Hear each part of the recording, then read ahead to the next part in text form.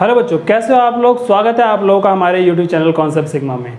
हम पढ़ रहे हैं 12th क्लास की अकाउंटेंसी और 12th क्लास की अकाउंटेंसी में अब तक मैं 2 चैप्टर पढ़ा चुका हूं।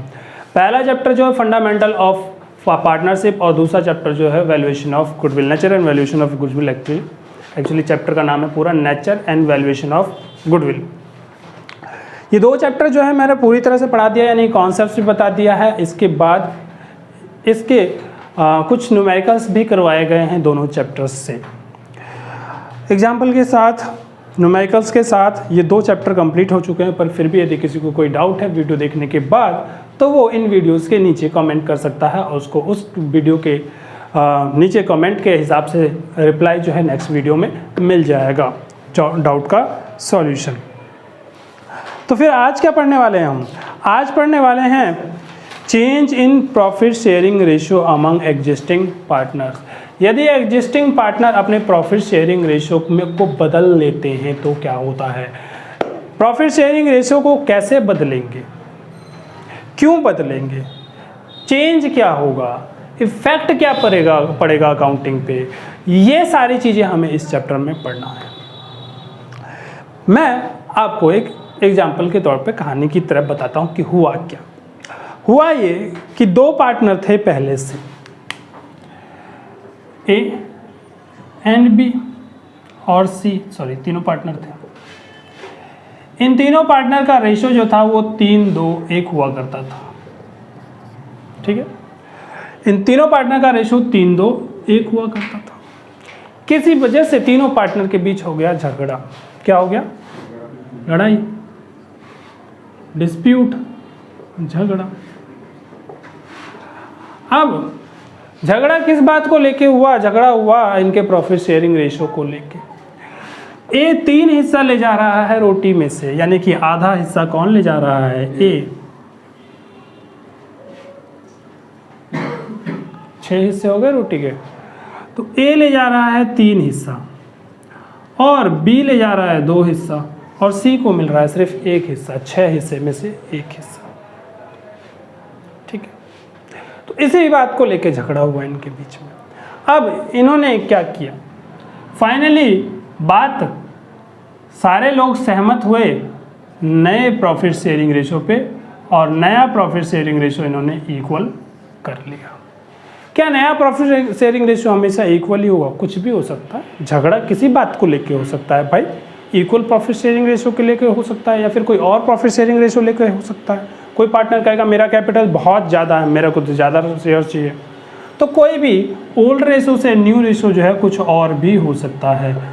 5-3-2 हो सकता है, पहले 2-3-3-2-1 था, या न्यू रेशियो 1-1-1 हो सकता है, या 5-3-2 हो सकता है, 4-3-2 हो सकता है, कुछ भी हो सकता है।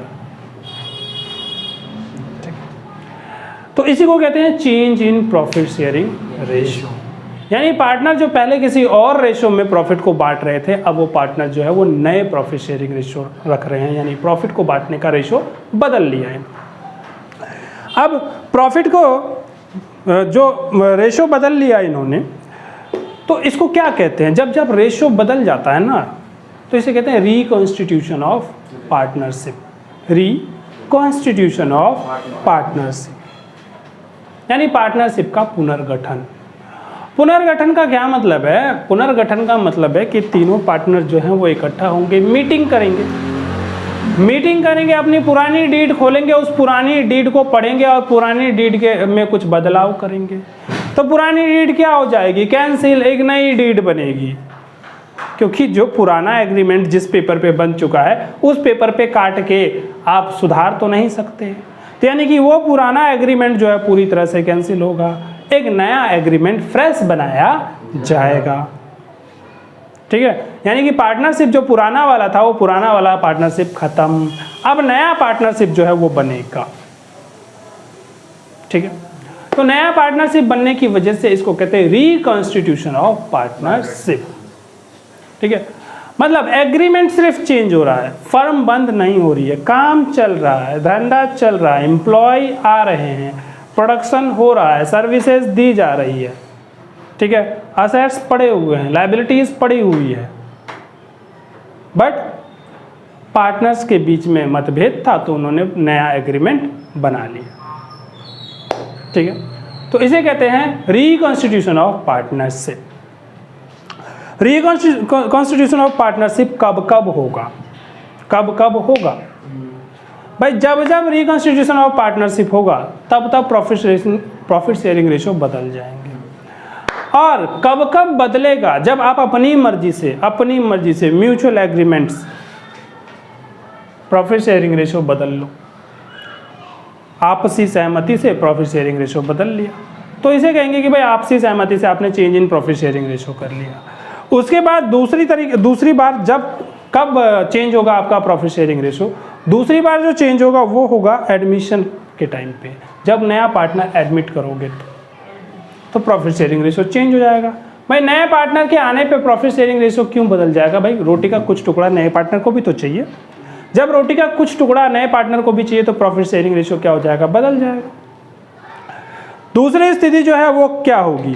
प्रॉफिट शेयरिंग रेशो अब कब बदलेगा? प्रॉफिट शेयरिंग रेशो बदलेगा रिटायरमेंट के टाइम पे, जब पार्टनर जो है रिटायर हो जाएगा। ठीक है, तो यदि कोई पार्टनर रिटायर हो जाता है तो उसकी रोटी का टुकड़ा कोई और खाएगा, तो ऐसी स्थिति में प्रॉफिट शेयरिंग रेशो बदल जाएगा। इसके बाद डेथ ऑफ अ पार्टनर, जब कोई पार्टनर मर जाए, किसी पार्टनर की मृत्यु हो जाए तो उसे भी रिटायरमेंट ही कहेंगे, पर वो दुनिया से ही रिटायर हो गया है ना। कोई व्यक्ति जो है जनरली रिटायर हो सकता है फर्म से या फिर दुनिया से रिटायर होगा, तो दोनों रिटायरमेंट सेम बात है। फर्म में तो दोनों स्थिति में नहीं आएगा वो, अब है ना। तो ऐसी स्थिति में भी प्रॉफिट शेयरिंग रेशो आपका बदल जाता है, इसलिए इसे भी रिकॉन्स्टिट्यूशन ऑफ पार्टनरशिप ही कहते हैं। फिर जब पार्टनरशिप जो है वो आपस में जुड़ के एक नया फर्म बना लेती है, दो पार्टनरशिप थे, एक थे AB और एक था BC, दोनों ने मिलकर ABC नया पार्टनरशिप बना लिया, तो ऐसी स्थिति में भी प्रॉफिट शेयरिंग रेशो बदल जाती है और इसीलिए इसे भी रिकॉन्स्टिट्यूशन ऑफ पार्टनरशिप कहते हैं। ठीक, तो 5 स्थितियों में पार्टनरशिप का रिकॉन्स्टिट्यूशन होगा। बात आई समझ में? चलिए मैं वो 5 स्थितियां जो है मैं थोड़ा सा लिखवा देता हूं।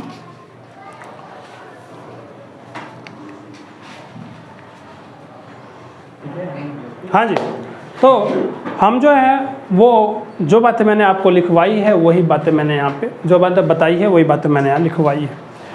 चलिए क्या क्या लिखवाया है मैंने पढ़ लेता हूँ मैं एक बार। When existing agreement of a partnership firm, जब किसी भी पार्टनरशिप फर्म का एग्जिस्टिंग एग्रीमेंट चेंज हो जाता है, then it is called reconstitution of partnership. तो इसको क्या कहते हैं? Reconstitution of partnership. Reconstitution of partnership कब होगा, यानी एग्रीमेंट कब कब चेंज होगा?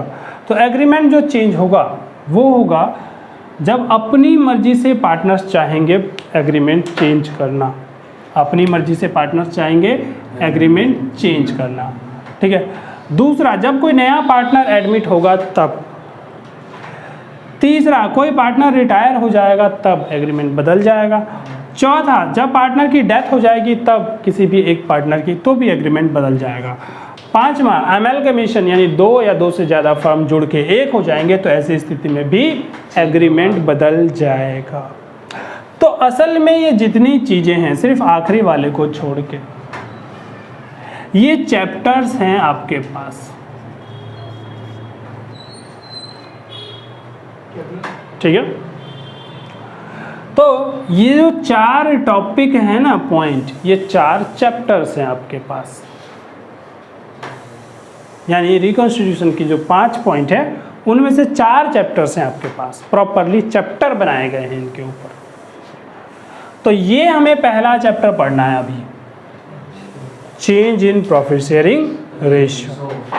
तो व्हेन पार्टनर, जब पार्टनर अपने प्रॉफिट शेयरिंग रेशियो को म्यूचुअल एग्रीमेंट, आपसी सहमति,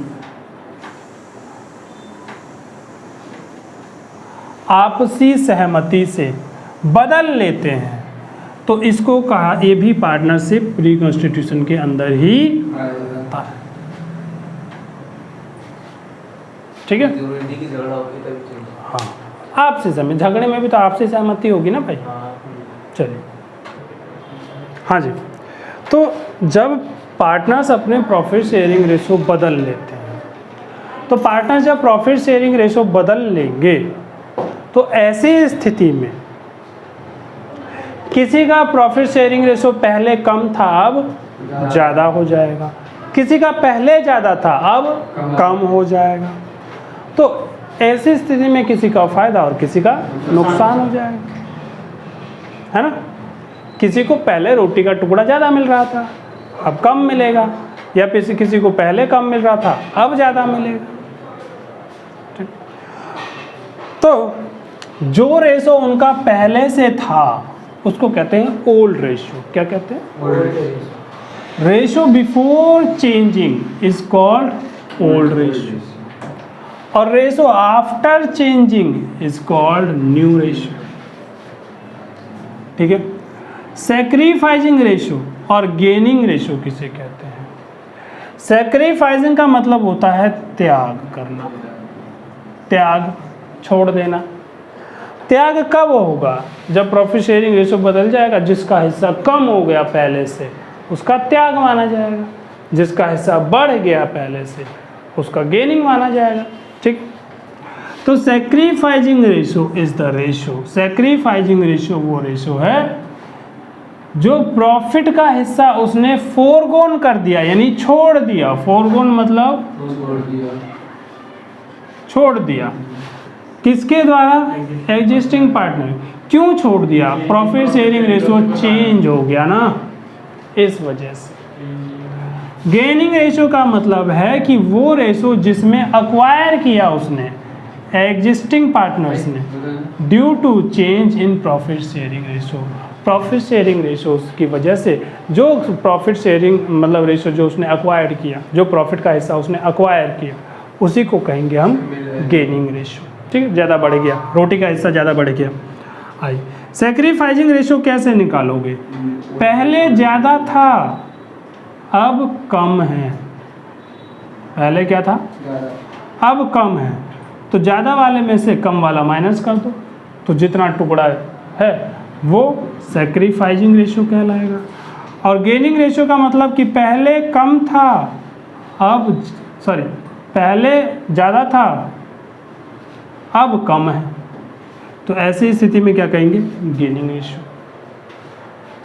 न्यू रेशो ज़्यादा है, ओल्ड रेशो कम है। सुनिए, नए में आपके पास ज़्यादा रोटी का टुकड़ा आ रहा है, हाँ। पहले आपके पास कम आता था, हाँ। तो न्यू माइनस ओल्ड यानी गेन किया आपने,